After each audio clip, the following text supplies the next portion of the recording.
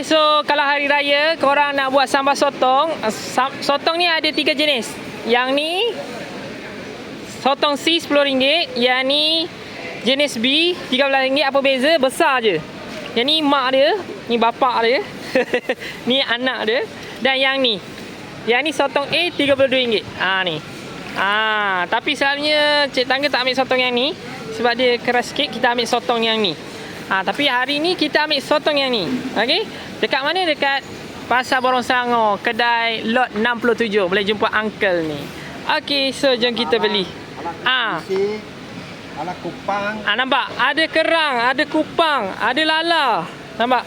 Kerang hidup. Kerang hidup. Sekilo RM14 je korang. Besar-besar. Tutup bila uncle? Saya tutup bila? Ahad buka lagi. 30 setengah hari. Oh, 30 hari bulan setengah hari. So cepat korang datang sini. Okey, jom kita bayar.